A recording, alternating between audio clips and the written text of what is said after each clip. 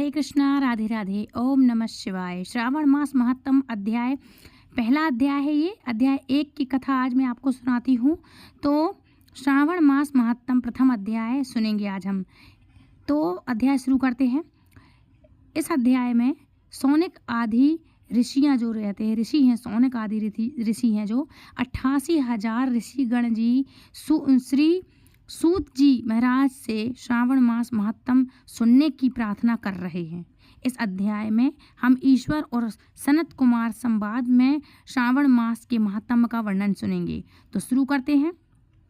एक समय सौनक आदि ऋषि 88,000 ऋषि थे जो श्री सूत जी महाराज से बोले, हे सूत जी महाराज, हे महाभाग्य शिष्य, हे अकलमश, आपके मुख कमल से अनेक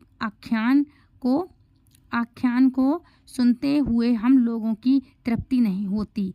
इन पवित्र आख्यान को बार बार सुनने की इच्छा बढ़ती जा रही है।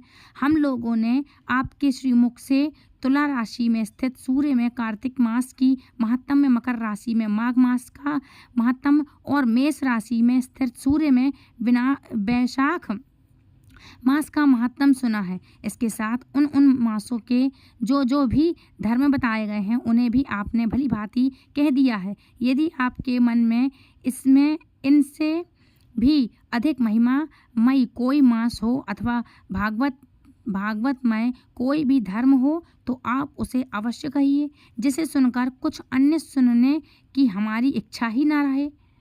तो शास्त्रों में वर्णन है कि भक्त को, श्रद्धालु श्रोता को समक्ष कुछ भी छिपाना नहीं चाहिए। शौनक आदि ऋषियों की बात सुनकर के श्री सूत जी ने बड़े प्रेम पूर्वक शब्दों में कहा, हे मुनियों, हे ऋषियों, आपके कथन से मैं अति प्रसन्न हूँ। मुझे भगवान प्रिय धर्म आपको सुनाने में अति आनंद प्राप्त होता है। आप सभी मुनिगण ध्यान पूर्वक सुने। आप लोगों के समक्ष बताने में मेरे लिए कुछ भी गोपनीय नहीं है। आप लोगों की भगवान में भक्ति है। आप लोगों ने कलयुग वासियों के हित की बात पूछी है। आप सभी सर्वगुण संपन्न हैं, अर्थात अच्छे श्रोता के जो 12 गुण बताए गए हैं वो सभी आप में हैं। अभिमान रहित ईश्वर भक्ति वाली समझ से दुष्ट विचारों को छोड़कर प्रभु में भक्ति के साथ भगवान वार्ता सुनने की इच्छा रखते हुए, विनम्र होकर ब्राह्मण की सेवा में विश्वास रखते हुए, धैर्य सहित और स्वभाव में नम्रता रखते हुए, मन वचन कर्म से पवित्र होकर के, पूर्णतः आरोप प्रत्यारोप रहित होकर के तथा तपस्वी में रहना आदि ये 12 गुण गीता में बताए गए हैं। आप सब में यह 12 गुण विद्यमान हैं। अब मन व आत्मा में प्रसन्नता अनुभव करता हुआ मैं आप सबको तत्व ज्ञान की बातों का वर्णन कराता हूँ। एक समय धर्म को जानने की इच्छा से बुद्धिमान प्रतिभाशाली सनत कुमार ने परम भक्ति से युक्त होकर विनम्रता पूर्वक परमेश्वर भगवान शिव को दोनों हाथों से नमस्कार करके भक्ति पूर्वक बोला, हे देवों के देव महादेव, योगियों के द्वारा आराधने चरण कमल वाले हे देव, हे महाभागा, हमने आपसे अनेक व्रतों तथा बहुत प्रकार के धर्मों को सुना। इस समय हमारे हृदय में एक ऐसे मास का महत्तम सुनने की अभिलाषा है जो 12 मासों में सर्वोत्तम हो, आपको अत्यंत प्रसन्न करने वाला तथा जो सब कर्मों को सिद्धि देने वाला हो। हे देव, जिस मास में कर्मों के करने से ही अनंत फल की प्राप्ति हो, हे महादेव, उस मास को बताने की कृपा कीजिए। साथ ही संसार के कल्याण के लिए उस मास के सभी धर्मों का भी वर्णन कीजिए। सनत कुमारों की बात सुनकर भगवान शिव ब्रह्मपुत्र सनातन कुमार से बोले, हे सनत कुमार, आपकी श्रद्धा और अत्यंत सेवा भाव से प्रसन्न हूँ। मैं आपको रहस्यमय बात बतलाता हूँ। संपूर्ण वर्ष के 12 मासों में से मुझे श्रावण मास सबसे अधिक प्रिय है। इस मास का महत्तम सुनने योग्य है तथा इसे सुनने मात्र से ही सभी मनोकामनाएं पूर्ण हो जाती हैं। इसलिए यह मास श्रावण मास कहलाता है। इस मास में श्रावण नक्षत्र युक्त मासों में मास होती है इस कारण से भी इसे श्रावण माह कहा गया है। इसके महात्म्य के श्रवण मास से यह सिद्धि प्रदान करने वाला है, इसलिए भी यह सावन संज्ञा वाला है।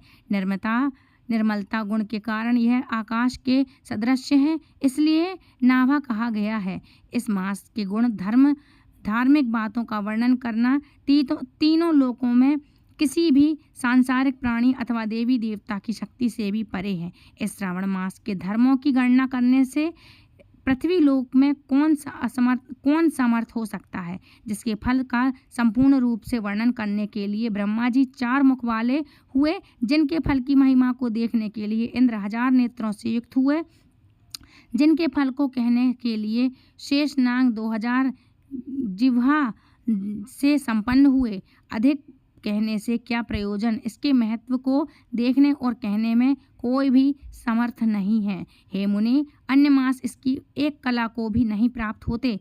यह सभी व्रतों तथा धर्मों से युक्त हैं। इस महीने में एक भी दिन ऐसा नहीं जो व्रत से रहित दिखाई देता हो। इस माह में प्रायः सभी तिथियां व्रत युक्त हैं। इसके महात्म्य के संदर्भ में मैंने जो कहा है वह केवल प्रशंसा मात्र ही है। जिज्ञासु भक्त, दुखी, अर्थ की कामना करने वाले, मोक्ष की अभिलाषा रखने वाले और अपने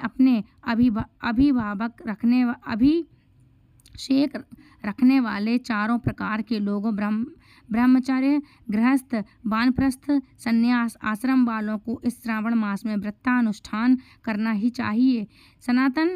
सनत कुमार बोले, हे भगवान, हे ईश्वर, आपने बतलाया है कि इस मास की सारी तिथियां व्रत धारण करने के लिए होती हैं, अतः हे महाभाग, यह सब आप मुझे विस्तार से बतलाइए कि किस दिन अथवा किस बार को कौन सा व्रत किया जाता है और उस व्रत को करने का अधिकारी कौन होता है, उसका क्या फल होता है, वह व्रत किसने और कब किया, इसकी विधि क्या है, किस देवता की पूजा होती है, पूजन सामग्री में कौन कौन सी वस्तुएं सम्मिलित की जानी चाहिए, उनमें मुख्य पूजन किसका होता है, रात्रि जागरण किस प्रकार किया जाता है, व्रत दिन अथवा रात्रि किस समय किया जाना चाहिए, किस व्रत का कौन सा समय होना चाहिए। हे प्रभु, यह सब आप मुझे बतलाइए। यह मास आपको प्रिय क्यों है, किस कारण यह इतना पवित्र है, इस मास में भगवान का कौन कौन से अवतार हुए, यह सभी मासों में श्रेष्ठ कैसे हुआ और इस मास में कौन कौन से धर्म अनुष्ठान करने योग्य हैं। हे प्रभु, यह सब बताइए। आपके समक्ष मुझ अज्ञानी का प्रश्न करने में कितना ज्ञान हो सकता है, अतः आप संपूर्ण रूप में बतलाइए। कृपालु, मेरे पूछने के अतिरिक्त भी जो शेष रह गया हो उसे भी लोगों के उद्धार के लिए कृपया करके बतलाइए। रविवार, सोमवार, भोमवार, बुधवार, बृहस्पतिवार, शुक्रवार और शनिवार के दिन जो करना चाहिए, हे प्रभु, वह सब मुझे बतलाइए। आप सबके आदि में उन्नति हुए हैं, अतः आपको आदिदेव कहा गया है। जैसे एक की विधि बाधा से अन्य की विधि बाधा होती है, वैसे ही अन्य देवताओं के अल्प देवत्व के कारण आपको महादेव माना गया है। तीनों देवताओं के निवास स्थान पीपल वृक्ष में सबसे ऊपर आपकी स्थिति है। कल्याण रूप होने के कारण आप शिव हैं और पाप समूह को हरने के कारण आप हर हैं। आपके आदि देव होने में आपका शुक्ल वर्ण प्रमाण है, क्योंकि प्रकृति में शुक्ल वर्ण ही प्रधान है, अन्य वर्ण विकृत है। आप कपूर के समान गौण वर्ण के हैं, अतः आप आदि देव हैं। गणपति के अधिष्ठान रूप 4 दल वाले मूलाधार नामक चक्र से ब्रह्मा जी के अधिष्ठान रूप 6 दल वाले स्वाधिष्ठान नामक चक्र से और विष्णु जी के अधिष्ठान रूप 10 दल वाले मणिपुर नामक चक्र से भी ऊपर आपके अधिष्ठता विष्णु के उपस्थित हैं। यह आपकी प्रधानता को व्यक्त करता है। हे देव, एकमात्र आपकी ही पूजा से पंचायत पूजा हो जाती है, जो कि दूसरे देवता की पूजा से किसी भी तरह संभव नहीं है।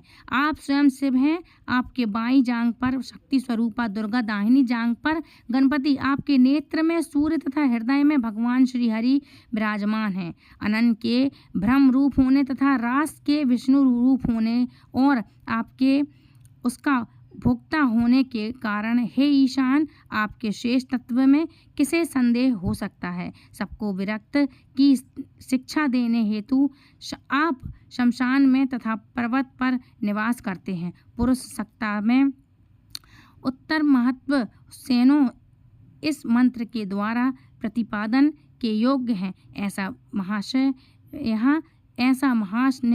महर्षि ने कहा। संसार का विनाश करने वाला हाहाकार विष अपने कंठ में आपने ही ग्रहण किया था और नीलकंठ कहलाए। महाप्रलय की काल अग्नि को आपने नमस्कार कर धारण करने में आप ही समर्थ हैं। संसार रूप अंधकूप में पतन के हेतु कामदेव को आपने ही भस्म किया। आप ऐसे महान महत्वशाली हैं कि आपके यश का वर्णन करना आसान बात नहीं है, बल्कि मैं यदि करोड़ों बार जन्म लेकर भी आपकी स्थिति का वर्णन करना चाहूँ तो भी मैं असमर्थ ही हो सकता हूँ। इसलिए हे दयामय, आप मेरे ऊपर कृपा करके मेरे प्रश्नों को बतलाइए। इस प्रकार स्कंद पुराण के अंतर्गत ईश्वर सनत कुमार संवाद में श्रावण मास महत्तम में पहला अध्याय समाप्त हुआ। इसके अध्याय को सुनने से पहले शिव भक्ति बढ़ती है और ज्ञान में वृद्धि होती है। शिव पुराण और भगवान महापुराण में स्पष्ट लिखा है, शिव और विष्णु एक ही हैं। भगवान कृष्ण स्वयं अपने श्रीमुख से कहा है, जो मुझे माने शिव को नहीं और जो शिव को पूजे मुझे नहीं, दोनों पापी हैं। इसलिए प्रेम से, मन से, भाव से जयकार लगाएं और कहें, जय शिव शंभू, ओम नमः शिवाय, जय श्री कृष्ण, राधे श्याम। तो फ्रेंड्स, ये था आज का पहला अध्याय। आज का अध्याय संपन्न हुआ। दूसरे अध्याय में दूसरी कथा कहूँगी।